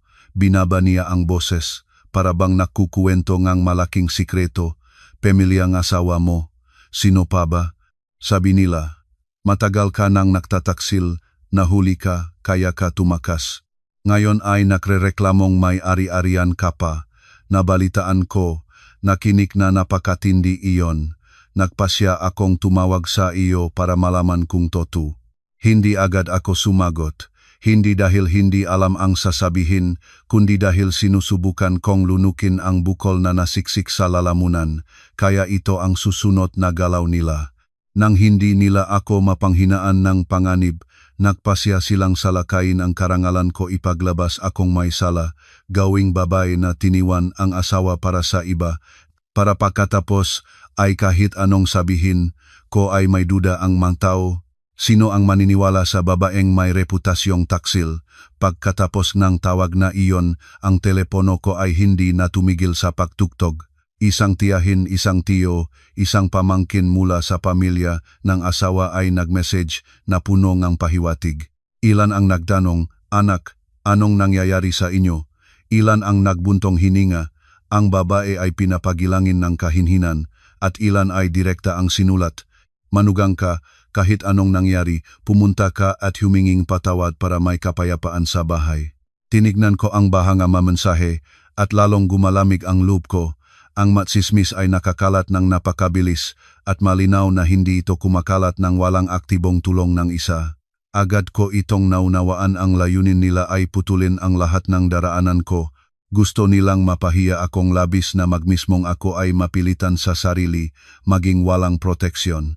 Kapag pinahirapan ng sapat ang babae ng paninirang puri, siya ay alinmansa nababalif o napapagod sa punto na handa siyang pumirma ng anumang bagay para iwan na siya ng tahimik. Pinipigahan silang pangalawa. Namatatakot na ako sa tsismis ng higit sa pananatiling walang ari-arian. Nasusuray-suray ako para lang mapanatili ang natitirang karangalan. Nakamali muli sila. Bandang tanghali ay tumawag ang biyenan. Halos agad na marinig ko ang pamilyar na huwat na pag-iyak. Nagsimula siya sa nanginginig na boses. Kung hindi ko alam ang tunay niyang mukha, naisip ko sanang talagang naawa siya sa manugang. Oli, anong nangyari sa iyo? Paano na namin haharapin ang mga kamag-anak? Nang umaga ay hindi tumigil ang telepono ko. matanda na ako. Huwag mo akong ipahiya ng ganon. Tahimik akong nakikinig hanggang sa dulo. Nakikinig sa bawat pekeng pag-iyak, sa bawat salita tungkol sa moralidad na ginamit niya bilang kalasag. Siya ay dalubhasa sa kanyang trabaho. Nakpakalat ng sismis para manlait sa akin at ngayon sa harap ng makamag-anak ay nakpapakubli bilang biktimang pinahiya ng manugang. Noon, maririnig ko lang ang ganitong boses ay malambot na sana. Ngunit ngayon ay natutawang awa na lang ako, pinigilan ko siyang matapos ang palabas. Ang boses ko ay malamig na hindi ko na rin kilala. Ipagpatuloy ninyo ang palabas ninyo, Nay. Sa kabilang dulo ay tumahimik siya, malamang ay hindi niya inaasahan ang ganoong direktang sagot. Nagpatuloy ako ng dahan-dahan, malinaw, magaling kayong manggaya. Ginagaya ninyo nang pinalabas ninyo ako sa bahay. Ginagaya ninyo nang nakpalat kayo ng sismis na tumakas ako na may boyfriend. At ginagaya ninyo ngayon na parang kayo ay biktima. Ipagpatuloy ninyo. Malapit na kayong makaroon ng pagkakataong maglaro sa harap ng 100 manonood. Ibinaba ko ang linya agad pagkatapos ng mga salitang iyon. Huminto ang telepono sa pagtuktog. Sa kwarto ay nagnanaig ang katahimikan. Nilusop lang ng mahinang haging ng electric fan at tibok ng aking puso. Sa labas ay patuloy na nagbibisita ang mga tao, nagpapalitan ng maligayang bagong taon, nagtatawal habang ako ay nakaupo at lalo pang malinaw ang pagkaunawa. Hindi sila titigil kung patuloy akong sumusuko. Para sa kanila, habang ako ay mas tahimik, lalo nilang mapilit. Ang huling galaw nila ay talagang marumi, ngunit iyon din ang nakatulong sa akin na makita ang tunay na mukhang buong pamilya nila. Walang isa sa kanila ang nagbigay sa akin ng kahit isang dignidad na paraan ng pag-alis. At sa tanghaling iyon, ika-2 ng Enero, naunawaan ko hindi na ito simpleng away ng pamilya, hindi na ito alitan ng manugang at biyenan. Ito ay pinag-araling pag-usig. At dahil gusto nilang tapak-tapakang mapahiya ako para pirmahan ang mapapel, kailangan kong tumayo hindi lang para mapanatili ang bahay, kundi para maprotektahan din ang sariling karangalan.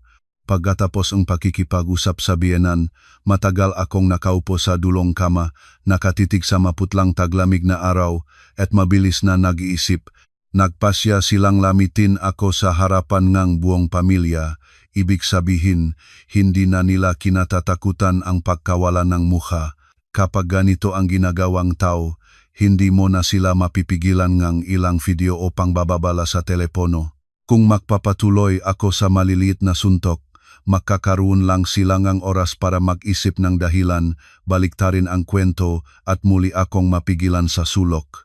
Para tapusin ang lahat, kailangan akong lumabas ng malaki na kapag inilabas ko ang mga card, wala na silang kahit isang pagkakataong makalusot. Nang mabuo ang iniisip na iyon sa aking isipan, naunawaan ko kung ano ang dapat gawin. Huwag silang dalhin sa kape para sa pribadong usapan, huwag makipagtalo sa telepono sa lakayin ang harap ng buong pamilya, sa mismong lugar na ginamit nila para ipaglabas na ang sismis, ginamit nila ang balita ang mataw bilang sandata, at gagawin ko ito na bumalik laban sa kanila. At walang mas magandang oras kaysa ika-3 ng Enero, nang puno ang bahay ng mga bisita, at ang bawat salita ay hahantong sa buong pamilya at kalapit-bahay. Kinuha ko ang telepono at nagsulat kay Eduardong isang maikling mensahe. Sige, sa ika-3 ng Enero pupunta ako at pipirma ng lahat para matapos na ito. Hindi pa nakalipas ang 1 minuto at nag-reply na siya. Napakabilis, kaya napagtanto ko naghihintay siya sa mga salitang iyon. Sa screen ay lumitaw ang malamig at maikling, sana naman ng mas maaga, para hindi ka mahirapan. Tiningnan ko ang mga salitang iyon at natawa lang. Naniniwala siyang pagod na ako, nasira na sa presyon ng mga kamag-anak. Naniniwala siyang basta pa ay mapapasuko ko, at maluwag na akong pipirma ng papel na nag-iwan sa akin ng walang ari-arian. At habang lalo siyang naniwala, lalo niyang pinihit ang lubid sa sariling lig. Ngunit para sa ganitong laro, hindi sapat ang galit ko. kailangan ng nga katotohanan, kailangan ng isang taong nakakaalam ng batas, at kailangan ang isang bagay na magpapanahimik sa kanila. Binuksan ko ang contacts at hinanap ang numero ni Abogado Reyes, isang abogado na nakilala ko mula sa lumang kumpanya. Dati, nang may mga mapag-alinlangang kontrata, ilang beses kaming nagtrabaho at alam ko na maaasahan siya at hindi masalita. Tinawagan ko at maikling inilahad ang sitwasyon. Sa kabilang dulong linya ay tumahimik siya ng sandali, pagkatapos ay detalyadong nagtanong tungkol sa bahay, sa deed of donation, sa mga mensahe at video na mayroon ako. Sumasagot ako sa bawat tanong ng walang emosyon, walang pagpalaki. Nakinig si Abogado Reyes at nagsabi ng dahan-dahan, kung totoo ang lahat ng sinasabi mo, hindi lang ito simpleng pag-away. Mayroon ditong palatandaan ng pandaraya na may layuning makuha ang ari-arian. Manatiling kalmado, ay print ang lahat ng ebidensya mga video, mensahe, audio recording, screenshot, gumawa ng ilang kopya. Bukas kung kailangan, ihahanda ko para sa iyo ang pakete ng mga dokumento para sa susunod na hakbang. Narinig ko iyon at naramdaman ko ang pundasyon sa loob. Sa lahat ng oras na iyon ay gusto nilang ipaglabas akong isang hysterical na wala kahit anong hawak kundi mga salita. Ngayon, wala na. Mayroon akong ebidensya, mayroon akong abogado. At higit sa lahat, may sapat akong kahinahunan para hindi kumilos ng emosyonal. Gabi ngang ika-2 ng Enero, habang nasa kusina ang nanay ko, umupo ako sa lumang writing desk, binuksan ang laptop, at ikinabit ang telepono para ilipat ang lahat ng datos. Bawat fragment ng video mula sa Chamras, bawat chat nina Eduardo at Marina, bawat audio file ng kanilang talakayan tungkol sa mga dokumento. Pinangalanan ko ang lahat at inayos ayon sa petsa at oras. Para sa kaligtasan ay kinuha ko ang screenshot ng bawat frame na may mga mukha nila, bawat mensahe. Matagal nang hindi nagamit ang printer sa bahay, ngunit ng araw na iyon ay pinagana ko ito at nagsimulang magprint. Ang monotonong hagi nito sa katahimikan ng gabi ay tumutunog ng tuyo at tiyak, tulad ng aking puso. Pahina pagkatapos pahina, itim sa puti. Hindi na ito masalita ko, hindi na ang mapagtatanggi niya at katwiran. Lahat nasa papel na. Nang matapos, chinawagan ko pa ang sa panggitawin di abogado, ngunit hindi basta-basta. Ito ay si Tatay Goryo, pangalawang pinsan ng ama nga aking asawa, isang taong iginalang sa kanilang angkan at kilala sa katapatan. Hindi siya nahilig makialam sa usapan ng iba, ngunit kapag nakakita ng kalikuan ay nagsasalita siya ng walang takot kahit kanino. Kahit hindi kami malapit, palagi siyang magalang sa akin di tulad ng karamihan sa pamilyang ng asawa ko. Alam ko na kung may sinuman na makakapagtiyak sa buong pamilya na marinig ako hanggang sa dulo, si Tatay Goryo lang iyon. Maingat ko siyang pinayuhan na ika-3 nga Enero ay pupunta ako ron para tapusin ang isang napakahalagang usapan at hiniling ko sa kanya na kung maari ay dumalo siya kahit isang oras lang, dahil kailangan kong saksi at na isang taong may autoridad na matiyak na lahat ay pakikinggan ako hanggang sa dulo. Hindi nagtanong si Tatay Goryo. Ilang segundo ay tahimik, pagkatapos ay nagsabi, sige, sa ikatlo ay nandun ako. Kung may talagang kalikuang ginawa, huwag kang matakot, nandun ako. Pagkapatayng linya, ay naramdaman ko ang pagtaas ng huminga ko. Sa buong araw na iyon ay ang isip ko ay nakatali. Pakasundo lang ni Tatay Goryo ay naramdaman ko na ang laro ay nagsisimula ng lumipat sa aking kamay. Iniisip nila na inakit nila ako para pilitin akong pumirma nga papel. Ngunit hindi ako ang nag-akit sa kanila sa isang bitag, sa pinakamakulisap na sandali, nang pinakamadaling matanggal ang mga maskara, at nang hindi na maaring bawiin ang mga sinasalita. Gabi ngang ika-2 ng Enero ay halos hindi ako natulog. Hindi sa kahinaan, hindi sa lagnat, kundi dahil kailangan kong suriin muli ang lahat. Paulit-ulit akong nagbabasa nga file, inilalagay sa tamang pagkakasunod-sunod ang mapapel, gumagawa ngang tala sa notepad. Dinala sa akin ng nanay ko ang isang baso nga mainit na gatas. Nakita niya ako na nakaupo pa rin sa desk, at nababahalang naktanong, sigurado ka ba? Maraming tao ron bukas, baka magagalit sila. Itinangala ko siya at sa unang pagkakataon sa mga araw na iyon ay ganun katahimik ang boses ko, sigurado ako sa pagkakataong ito, hindi ako matatalo. Walang nasabi ang nanay ko, lumapit lang siya at bahagyang hinipo ang aking balikat.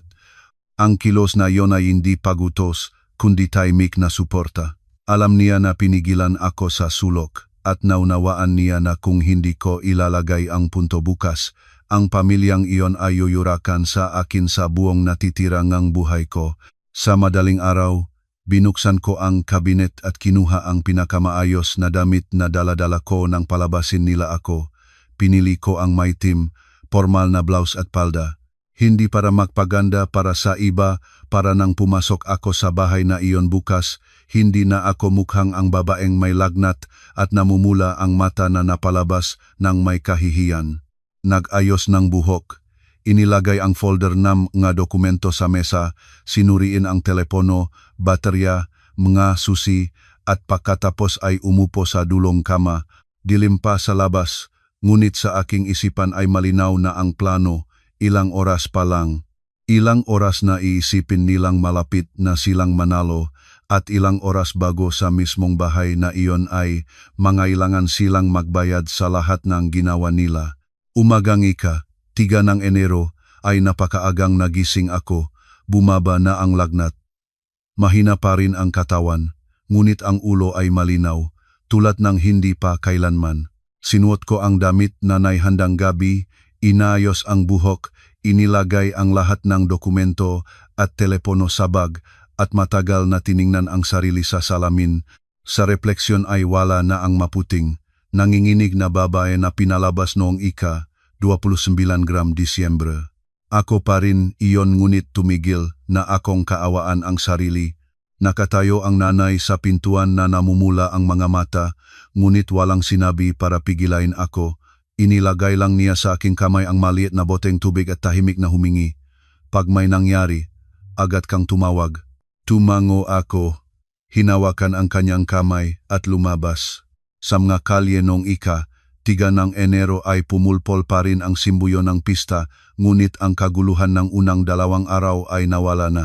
Ang mataw ay nagbibisita, kumakain, naglalakad, habang ako ay nakaupo sa grab na may malamig na katahimikan sa kaibuturan. Habang lalo kaming lumalapit sa bahay ng asawa ko, lalo humihinto ang tibok ng puso ko. Kapag alam mo na ang dapat mong gawin, ang takot ay sumasalisi. Nang huminto ang sasakyan sa harap ng gusali, nakita ko sa bakuran ang ilang sasakyan. Tulad ng inaasahan ko, maraming bisita. Nagbayad ako, bumaba, tuwid ang balikat, at pumasok. Pagbukas ng pintuan ay sumabok sa ilong ko ang halong bango ng kamangyan, tinapay, at paggay ng kapistahan. Sa sala ay nakaupo ang makamag-anak, umiinom ng taa, nagtatawanan. Ang tawanan at usapan ay namatay sa sandaling nakita nila ako. Hindi ako nanaba, hindi na kunwaring biktima. Pumasok ako na parang hindi kailanman tumigil na akin ang bahay na iyon. At syempre, sa gitnang sala, sa harap ng malaking mesa, ay nakaupo si Eduardo. Sa harapan niya ay isang maayos na tumpok ng mga papel. Sa tabi niya ay nakaayos, naka-makeup si Marina, nakaupo na parang siya ang tunay na may-ari ng bahay. At sa likod ng anak niya, nakakaangkla ng mga braso, ay nakatayo si Aling Remedios. Tinitignan ako ng malamig at matukso. Nakita niya akong pumasok, tumango si Eduardo sa mesa sa harapan ko at iniutos. Umupo. Inilagay ko ang bag at dahan-dahan umupo. Hindi siya bumati, hindi nagtanong kung kumusta ang kalusugan ko, hindi nagsabing ang kahit isang magalang na salita. Kinuha lang niya ang tumpok ng papel at basta itinapon sa mesa patungo sa akin. Ang mapapel ay nagdulas at huminto sa tapat ko. Pagkatapos ay nagsabi ng maiksi at malamig, pumirma at tapos na tayo. Tiningnan ko ang mga papel ngunit hindi nahipo. Sapat ang isang tingin para maunawaan na ito ang petition at iba pang mga dokumentong inihanda nila. Tahimik na nakaupo si Marina, ngunit bahagyang kumibot ang sulok ng kanyang bibig sa tawang nagwawagi. Tiningnan niya ako mula ulo hanggang paa at sa paningin niya ay makikita, kaya mo palang sumuko. Si Aling Remedios naman, nakikita niyang hindi ako nakmamadali, ay nagsalita mula sa itaas, iyon naman pala, nakaiskandalo ka ngang ilang araw, tapos na. Ang buong sala ay tumahimik. Ang mga kamaanak kahit nakaupo sa sarili nilang lugar ay nanghawak ng hininga. Alam ko kung ano ang hinihintay nila. Makita kung paano gagalaw ang manugang na binalitang pag-away, nilabasan ngang masamang sismis at ngayon ay bumalik. Iyak ba siya? Magsusumamong humiwalay? O tahimik na pipirmang lahat? Binaliktad ko ang unang pahina, dinumog ang malinyang paningin at ibalik sa mesa. Hindi ko ito pinirmahan, hindi ako nagalit. Itinaas lang mga mata, direkta na tiningnan si Eduardo at napakakalmadong nagtanong, ano ang gagawin ninyo pagkatapos na makapirma ako? Agad ay nanlabas ang nuni Eduardo. Malinaw na hindi siya sang-ayon sa tanong na parang nasa aking kamay ang inisyatiba. Sumiksik siya sa upuan at sumigaw, trabaho ko iyon, hindi mo napag-aralan. Tiningnan ko siya ng ilang segundo. Ang mukha, ang mga matang iyon, ang boses na iyon ay alam ko ng mabuti. Maaari kong isipin ang mga ito kahit nakasarado ang mata. Ngunit ngayon, sa harapan ko ay hindi. Ang asawa na pinakakatiwalaan ko noon isang sakim, nainip na taong galit dahil ang biktimang halos nasa kanay ay nag-aalingasyas ng huli. Hindi na ako nagsalita pa sa kanya, dahan-dahan kong binuksan ang bag at kinuha ang telepono. Ang magalaw ko ay napakahinahon kaya natulala ang lahat sa paligid. Lumingon si Marina sa akin, bahagyang nanlabas ang no. Itinaas ang boses ni Aling Remedios. Anong gagawin mo ngayon? Hindi ako sumagot. Binuksan ko ang nakahandang folder, iniatras ang screen patungo sa lahat at pinalakas ang volume ng buo. Sa loob ng isang segundo, sa gitnang patay na katahimikan ng sala, narinig ang boses mula sa video. Sa screen ay ang aming sala nung bagong taon gabi. Nakaupo si Eduardo sa sopa, niyayakap si Marina, at ang boses niya paulit-ulit ko itong pinakinggan ng walang bilang na beses sa nakalipas na 2 araw ay tumunog ng malinaw, bahay mo na ito, huwag kang matakot. Walang gumala. Pinalakas ko ang pangalawang fragment. Sa pagkakataon ito ay ang aking biyenan naglalatag ng madokumento sa mesa. Ang nainip na boses niya, kailangan gawin ng mabilis bago ika-3. Pag bumalik siya, masisira ang lahat. Pagkatapos ay boses ni Marina, baka gumawa na lang tayo ng pekeng spa. At agad pagkatapos ay ang malamig na boses ni Eduardo, hindi na kailangan. Pilitin na lang natin siyang pumirma pagbalik niya. Wala na siyang matitira pagkatapos noon. Bawat salita ay kumalat sa sala na punong nga tao, tulad ng sampalsam nga mukha nga nakaupo sa mesa. Ang matiyahin at tiyo ay nagtatinginan ng may gulat. Ang isa, nakaabot sa tasang tsaa, ay natulala na nakatangkilik ang kamay sa hangin. Ang isa ay nagbukas ang bibig at agad na nagpigil, hindi inilihis ang paningin mula sa aking telepono, hindi naniniwala sa naririnig. Naging napakatahimik ng kwarto kaya narinig ang haging ng electric fan sa kisame. Namutla ang mukha ni Eduardo, tila parang tela. Nagpabago rin ang mukha ni Marina, kakaraan lang ay mukhang nagwawagi siya, ngayon ay namutla na. Ang makamay niya ay nagsapit sa tuhod. At ang biyenan ko, kakaraan lang ay nagtuturo sa akin, ay natulala sa likod ng upuan, kumikilos ang mga labi ngunit walang lumalabas na tunog. Pinawi ko ang screen. Ang sala ay tahimik pa rin. Inilagay ko ang telepono sa mesa, itinaas ang mata, at direkta na tiningnan si Eduardo. Ang boses ko ay hindi malakas, ngunit malinaw, malamig, at ganap ang bawat salita. Pumarito ako rito hindi para pumirma, para makitang lahat ang tunay ninyong mukha. Halos matapos ko, may nagbago sa sala na napakasilent pa rin. Ang katahimikan ay naging nakakatakot. Dahil hindi na ito basta insomodidad, ito ay gulat ng mga taong nakita nilang nabunot ang maskara na may nakatagong karumihan. Ngunit si Eduardo ay hindi isa sa mga tahimik na tumatanggap ng pagkatalo. Nanigas siya sa loob lamang ng ilang segundo, pagkatapos ay biglang tumayo. Namula ang mukha niya, nagdugo ang mga mata, Marahas na yumuko sa mesa at dumaluhong patungo sa akin. Ilang araw na ang nakalipas ay matatakot na sana ako, ngunit ngayon ay handa na ako sa pinakamasamang lahat. Pagkatungo niyang kamay para agawin ang telepono, umiwas ako at iniatras ang upuan. Tumama ang kamay niya sa gilid ng mesa, natugtog ang matasa, sumigaw siya na nasira ang boses. Sinungaling ka, edited iyan, gawa-gawa mo lang. Tumuwid ako, isang kamay na yakap ang telepono, isang kamay na katangkilik sa upuan. Tiningnan ko siya mula sa itaas ang galit niya na may kumakalmot na panik at malamig na nagtanong, edited. Sige. Ipapakita ko ang isa pa para mas malinaw. Hindi naghintayang sagot, pinalakas ko ang isa pang audio recording. Ang mahinang ingay ng pag-alog. Pagkatapos ay ang boses ni Eduardo, malinaw tulad ng bato, kailangan palayasin siya bago-bagong taon, kundi hindi may sakatuparan ang mga dokumento. Hindi na ako kailangang magsalita pa, isang pariralang iyon ang sapat. Sa sala ay nagsimulang kumulo ang ingay, isang tiyahin na nakaupo sa bintana ay biglang tumayo, ang mukha niya ay puno ng takot. Inusisa ang paningin kay Eduardo, pagkatapos ay lumingon sa kanyang nga magulang at sumiga, Diyos ko, paano nagagawang tao yan? Ang magasalita niya ay tulad nag-aapoy sa tuyo. Lahat sa paligid ay nagbulong-bulungan, kumaway ang ulo. Ang mga nagtingin sa akin nang may pagdududa ay ngayon ay nagtitingin sa ibang direksyon. Nagtitingin sila kay Eduardo, kay Marina, sa aking biyenan may pagkamangha at pagkasukla sa mukha. Unawa ni Aling Remedios kung gaano kabilis nagbago ang sitwasyon. Hindi na niya maaring mapanatili ang pagmamalaki. Sa isang kisap mata ay nagbago ang boses niya, hindi na matulis at mapangsalit, kundi ang pamilyar na huwat na kalambuyan na maririnig ko tuwing nagtatago ng isang bagay. Lumabas siya at sinubukang magmukhang malambot. Olie, hindi na ba tayo makakausap ng pribado? Huwag nating palabasin sa pamilya ang away.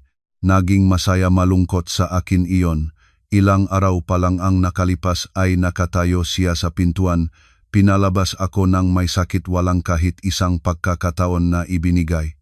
At ngayon, sa harap ng mga kamag-anak, nagtatago siya sa likod ng salitang pribadong usapan. Direkta ko siyang tiningnan, hindi pinapalaki ang boses, ngunit para marinig ng lahat. Noong pinalalabas ninyo ako, pribado ba ang sinabi ninyo? Tumahimik siya. Ang mukha niya, kakaraan lang ay mukhang malambot, ay napalutang na. Ngunit si Marina ay iba. Wala siyang ganong maskara ng huwad na kabaitan tulad ng biyenan.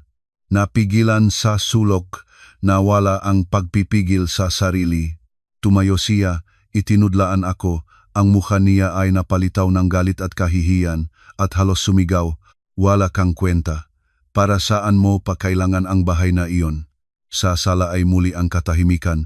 Walang inaasahang ganitong kitang tunay na mukhang isa ang nagpapanggap na kawawa, ngayon ay lantarang nagpapakitang pag-alngaw sa harap ng buong pamilya.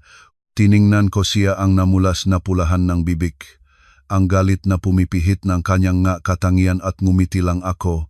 Oh, wala akong kwenta, ngunit akin ang bahay. Pagkasabi nun ay hindi na ako tumingin sa kanya.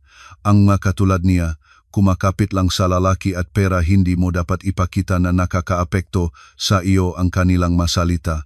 Yumuko ako, binuksan ang bag at kinuha ang folder ng mga dokumentong naihandang noong gabi, mga printout, kopya, screenshot. Inilagay ko ang lahat sa mesa. Ang lakpak ng papel sa kahoy ay tumunok ng tuyo at ganap, tulad ng unang tuldik sa kanilang palabas.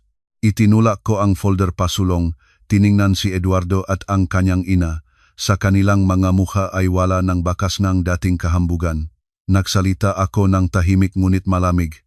At ito ang mga dokumentong inihanda ko. Kung hindi sapat ngayon, direkta ko itong dadalhin sa pulis. Sa pagkakataon itong namutla hindi lang si Eduardo, napatayo ng bahagya ang biyenan ko at humawak sa likod ng upuan, habang si Marina ay umatras ng kalahating hakbang. Ang mga mata niya ay natatakot na naglibot sa kanya, para bang naghihintay na may gagawin si Eduardo para iligtas ang sitwasyon. Ngunit si Eduardo ay hindi na mukhang matapang. natulala sa lugar.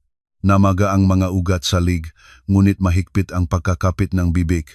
Alam ko ang iniisip niya, nagbibiro ba ako, mangangahas ba akong gawin iyon, maari ba siyang gumawa ng isang bagay sa harap ng buong pamilya na tinitignan siya ng may pahamak, at nakatayo ako sa gitnang kwartong iyon, at sa unang pagkakataon sa halos 10 taon ng kasal ay hindi ako naramdamang mababa kaysa kanino man.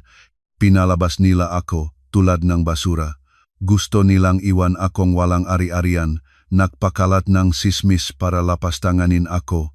Ngunit sa sandaling ito ay alam ko na ang timbangan ay kumiling na. Hindi na sila nasa itaas ko, at ito ay simula pa lang ng kanilang pagbagsak na sarili nila ang nagbunga. Halos matapos ko ang mga salita, sa pintuan ay narinig ang ingay, nakatigil na sasakyan, mahinang ingay, ngunit sa pinipigilang katahimikan ng sala ay nagpagtilaok sa lahat at nagpalinggo. Pagkatapos ay nag-ungol ang pintuan, mariing yabag sa bakuran, at sa pintuan ay lumitaw ang pamilyar na anino, si Tatay Goryo. Nasa kulay abuhing polo shirt siya at magaan na jacket, hindi mataas, ngunit sa pagdating niya ay agad na nagbago ang atmosfera sa kwarto. Sa pamilya nila ay hindi si Tatay Goryo ang maingay o mapagusisa, ngunit kapag nagsalita siya, pakikinggan siyang lahat. Noong panahon na nagsisimula pa lang ang negosyo ng biyanan ni Eduardo, si Tatay Goryo ang tumulong sa kanya sa maraming problema, kaya nang pumasok siya, kahit ang nagbubulong ng mga tiyahin ay agad na tumahimik. Hindi siya nakpaandar. Pumasok siya sa gitna ng sala, binasag ang lahat ng mukha ng tingin, tumigil sa akin, pagkatapos kay Eduardo, at sa wakas sa mga papel sa mesa. Pagkatapos ay nagsalita ng mababa, malinaw, sino ang mayaring bahay na ito? Ang sala ay nabalutan ng patay na katahimikan. Si Aling Remedios ay nagbukas ng bibig ngunit humakbang, ako pasulong at tahimik na sumagot, ako po, Tatay Goryo. Tumingin siya sa akin, tumango, at hinarap si Eduardo.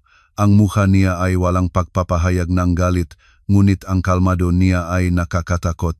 Tiningnan ang pamangkin at nagsalita, tulad ng pako na tinutuos. Alam mo ba kung sino ang mamagulang ng asawa mo? Malinaw na hindi alam ni Eduardo kung saan patungo si Tatay Goryo. Hindi pa siya nakabawi sa gulat, at biglang tanong na ito, napalabo siya, karaniwan lang. Hindi pa natatapos ang salita niya, marahas na tinampal ni Tatay Goryo ang palat sa mesa. Ang lagpak ay nagpagapang sa lahat ng tasa, nagtapon ang tasaa. Ang boses ni Tatay Goryo ay lumaki, puno ng paghamak. Karaniwan lang ang nagbigay sa kanyang bahay na iyon. Karaniwan lang yan. Sa sala ay kumalat ang ingay. Ang matiyahin ay nagtatinginan, nakatitigsad kay Eduardo pagkatapos sa kanyang mamagulang.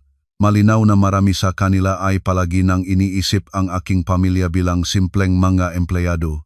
Ang pamilyang asawa ko ay palagi nilang ginagamit ito para tingnan ang aking makamag-anak ng may pagmamalaki, nagpapahiwatig na mapalad akong mapasama sa pamilyang kanilang anak. Kaya ang tanong ni Tatay Goryo ay parang bato na ibinato sa tahimik na lawa.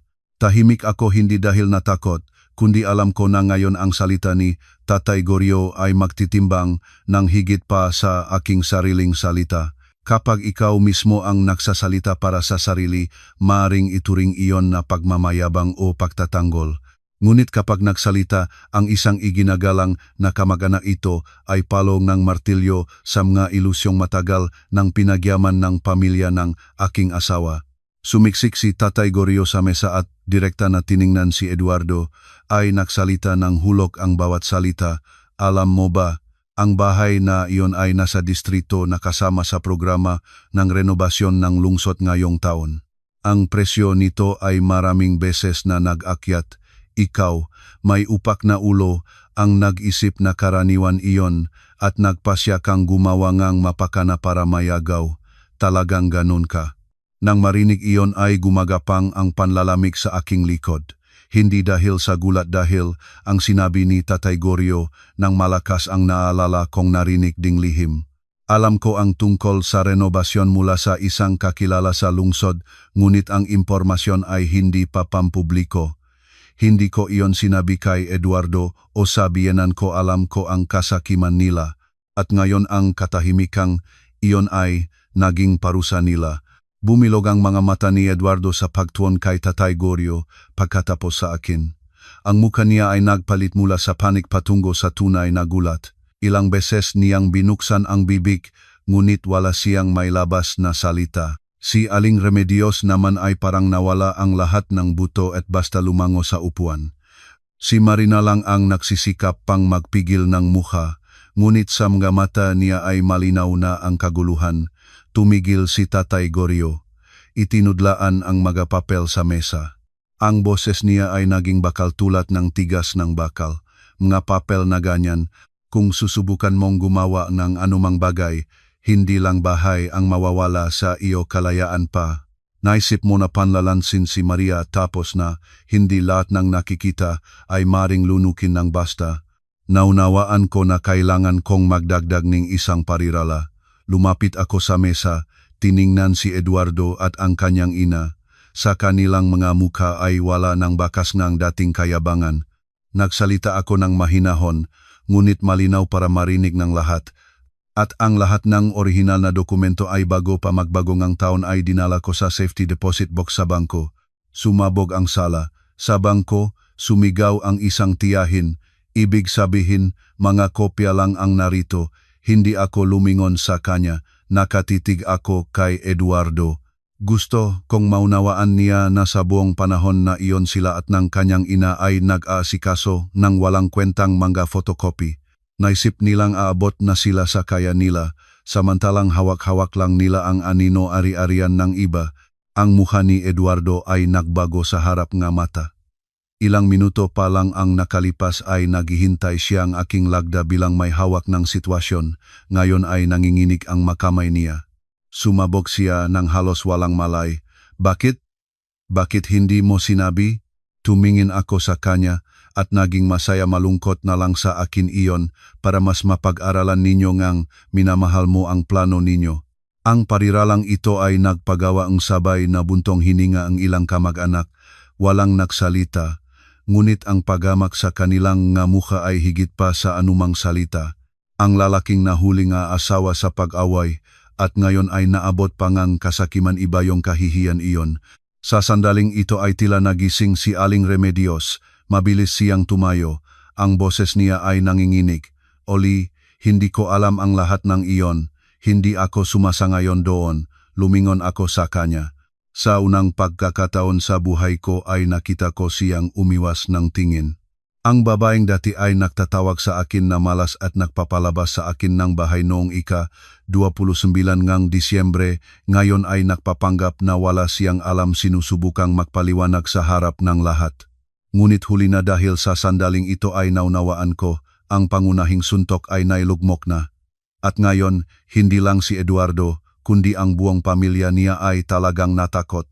Nang makita nila ang takot sa mukha nila, muli ay tumayo si Eduardo. Ngunit ngayon, sa kanya ay wala na ang agresibong tiwala ng nangabot para agawin ang telepono. Ito ay pagbasag ng isang tao na napagtanto na ang biktimang iniisip niyang nasa kamay niya ay hindi kailanman naging sa kanya. Nahawak siya sa mesa, yumuko patungo sa akin, namamaga ang maugat salig at sumigaw ng may putol-putol na boses. Asawa mo ako, may karapatan ako. Ang sigaw niya ay pumasok sa katahimikan ng sala. Kung noon pa, sa isang pagkakataon lang ng pagtaas ng boses niya ay nanginginig na sana ako. Sanay na akong gamitin niya ang sigaw para pigilin ang iba, para ipasa ang sala sa asawa, ngunit hindi ngayon. Nanatiling walang galaw, nakatitik sa kanya sa lalaking ang mukha ay napalitaw ng kasakiman at kahihiyan at mahigpit na sumagot. Wala kang kahit anong karapatan sa aking personal na ari-arian, hindi na kailangan pang magsigaw. Dahil sa kwartong iyon ang katotohanan ay nasa akin at siya, gaano man kalakas ang sigaw, ay hindi maring hawing sariling ari ang aking bahay sa pamamagitan ng salitang asawa ko.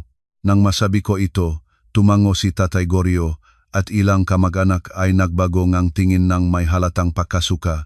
Isang tiyahin na nakaupo sa saang mesa ay nagdikit ng dila. Diyos ko, hindi ko inakala na ganon siya katsakim ang lalaki. Narinig ito ni Eduardo at lalo siyang pumula. Inusisa ang paningin sa mga kamag-anak, nagahanap ng suporta, ngunit lahat ay umiwas ng tingin. Sa sandaling ito ay pumasok si Tatay Pete, pangalawang pinsan ng biyanan ni Eduardo, na tahimik na nakaupo sa sulok at nagbigay ng boses. Paano ang tsismis na naksabing naktataksil si Oli? Totoo ba iyon? Ang tanong ay nanatiling nakalutang. Alam ko na may magtatanong nito. Napaka-agresibo ngang pagpapakalat ng sismis ngang pamilya nga asawa na kahit na nakita na nila ang buong katotohanan tungkol sa kanilang kasakiman, mari pa ring may pagdududa ang mga kamag-anak. Hindi ako nagmadali. Kinuha ko lang muli ang telepono. Hindi ako nagpaliwanag. Pinalakas ko ang isa pang audio recording. Sa ilang segundo, sa nakatanggal na hininga na, sala ay malinaw na lumabas ang boses ni Marina. Pag napirmahan niya, palayasin na natin siya tuluyan. Hindi na natin kailangan siya. Hindi na kailangan pang magdagdag ng anumang paliwanag. Lahat ay naunawaan kung sino ang siya sa pariralang iyon. Ito ay ako ang babay na kakaraan lang ay sinalain ng lahat ng kasalanan. At kung talagang may nagawa akong masama, para saan nila kailangan ang aking lagda para palayasin tuluyan? Ang sala ay nagulat. Lahat ng paningin ay agad na nahuli si Marina. Ilang minuto pa lang ang nakalipas ay nagpapanggap siyang may kapangyarihan, ngayon ay namutla na siya. Isang hakbang ang umatras at pabulong na nagsalita, biro lang iyon ng biro. Agad na sumabok ang isang tiyahin. Ganyang biro, nagtitiyak kang itaboy ang isang tao mula sa sariling tahanan. Tumahimik si Marina. Ang magatulad niya, kapag may lalaking sumuporta sa likod nila, matapang sa wika. Ngunit kapag napigilan sa sulok sa harap ng marami, wala nang may bulalas kundi basta-bastang biro lang. Tinitigan ko siya ng walang galit, kahihiyan lang ang naramdaman ko. Inakala niyang sa pagnakaw ng asawa ng iba ay nanalo siya. Inakala niyang sa pakikialam sa ibang kasal ay magiging siya ang may-ari. Ngunit sa dulo ay ang kanyang kamurunggian ang lumitaw, sa harap ng lahat hindi ang kanyang lakas. Sa sandaling ito ay tunay na nanginig na si Aling Remedios, hindi sa galit tulad dati, kundi sa takot ng isang taong nakikita niyang gumuguho ang lahat. Humawak siya sa upuan, ang boses niya ay naging mahinahon at putol-putol. Oli, mali ako. Humingi akong tawad, nakatayo pa rin ako sa parehong lugar, narinig ko ang mga salita niya, ngunit hindi lumingon. Baka iniisip ng iba na malambot na ako, palagi naman akong napasuko noon. Ngunit may mga pahingingang tawad na dumating ng labis na huli. Napakatagal na kaya iyon ay hindi na pagsisisi, pagtatangka lang na iligtas ang sarili. Nagsalita ako ng malambot. May mga bagay na hindi maring ibalik. Nay, maaari kayong magsimula ulit sa iba, ngunit hindi na ako. Tumahimik siya. Naunawaan niya na hindi ito tungkol sa hindi ko pagbibigay ng pagkakataon sa kanya. Ito ay tungkol sa katotohanan na wala nang mayaalok pa. Sa si Eduardo ay hindi na ako lumingon. Ang lalaking naging asawa ko ay nang alis na sa lahat sa pagmamahal sa paggalang. Lumingon ako at naglakad patungo sa pintuan, bawat hakbang ay tiyak. Wala nang bigat na nakakapit sa akin tulad nung 29 Disyembre. Noon ay umalis ako nang nahihiya at itinatapon. Ngayon ay umalis ako ayon sa sarili kong pagpili. Walang pumigil sa akin. Nagbukas ang pintuan at ang liwanag ay sumabog sa loop. Sa labas ay malamig at magaan. Ang hangin parabang lumabas ako sa malamig, nag-apog na kwarto. Sa harap ng gusali ay nakatayo ang nanay ko. Wala siyang itinanong, tinitigan lang ako nga bait at nababahalang mga mata. Nang lumapit ako, hinawakan niya ang aking kamay at tahimik na nagsabi, "Uwi na tayo anak." Tiningnan ko siya at sa unang pagkakataon sa maraming taon ay tunay na ngumiti ako. "Sige, nanay, uwi na tayo." Lumakad kami ng palayo. Sa likod ay naiwanan ang bahay na iyon, ang mataong iyon, ngunit hindi na sila may kinalaman sa akin. Hindi dahil nakalimutan ko o pinatawad lahat, kundi dahil pinili kong bitawan. Ang pagbibitiw ay hindi kahinaan, ito ay pagkaunawa na ang ilang mga bagay, kapag pinanghawakan ay nagdudulot lang ng sakit. Humihip ang hangin sa aking mukha at huminga ako ng puno. Hindi ko alam kung ano ang naghihintay sa akin sa hinaharap, ngunit alam ko na mula ngayon ay hindi na ako mamumuhay sa lumang paraan at iyon ay sapat na.